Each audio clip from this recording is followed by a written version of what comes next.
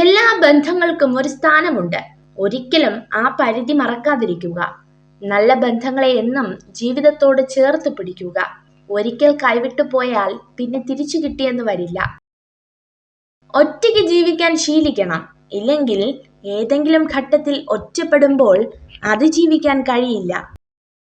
ആരിൽ നിന്നും ഒന്നും പ്രതീക്ഷിക്കരുത്. കൊടുക്കുന്ന സ്നേഹം പോലും തിരികെ കിട്ടാതെ വരുമ്പോൾ തളർന്നു പോകും.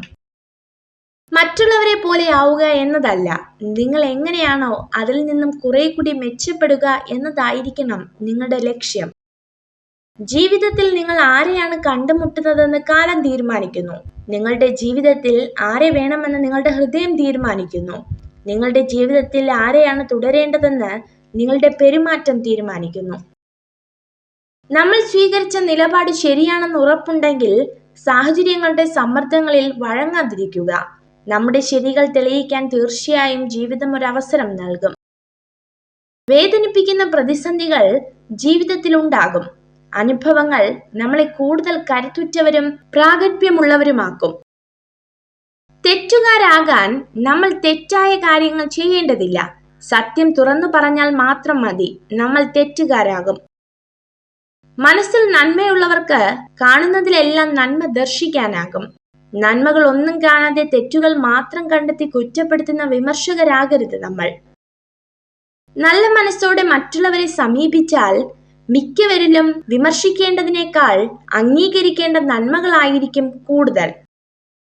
ഇന്നലകളുടെ നഷ്ടത്തിൽ പരിതപിച്ചും നാളെയുടെ പ്രതീക്ഷയിൽ ഉത്കണ്ഠാകുലരായും ഇന്നിന്റെ മാധുര്യം നുകരുവാൻ കഴിയാത്ത അർത്ഥശൂന്യമായ ജീവിതം നയിക്കരുത്. ഇല്ലായ്മയെക്കുറിച്ച് മാത്രം ചിന്തിച്ചു കൊണ്ടിരിക്കുന്നത് കൊണ്ടാണ് ഉള്ളതിൽ തൃപ്തി വരാത്ത മനുഷ്യർ എന്തിനോ വേണ്ടി പരക്കം പായുന്നത്.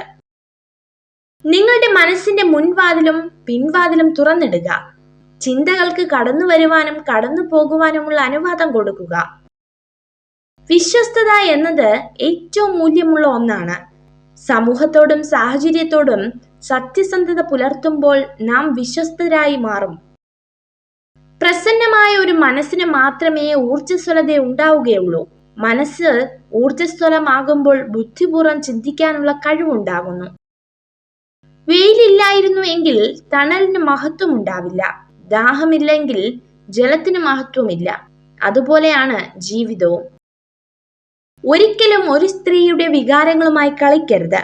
കാരണം നിങ്ങൾ അതിൽ വിജയിച്ചേക്കാം, പക്ഷേ ആ സ്ത്രീയെ എന്നേക്കുമായി നിങ്ങൾക്ക് നഷ്ടപ്പെടും. ദേഷ്യം ദുർബലതയാണ്. ക്ഷമയും വികാരവുമാണ് അതിന്റെ മറുമരുന്ന്. കോപം വന്നാൽ സ്വയം നിയന്ത്രിക്കണം. ദേഷ്യം അടങ്ങിയ ശേഷം വിവേകപൂർവ്വം ചിന്തിക്കുക. നിങ്ങൾ ഈ വീഡിയോ കണ്ടതിന് നന്ദി. ഇതുപോലുള്ള കൂടുതൽ വീഡിയോകൾക്കായി ചാനൽ സബ്സ്ക്രൈബ് ചെയ്യൂ.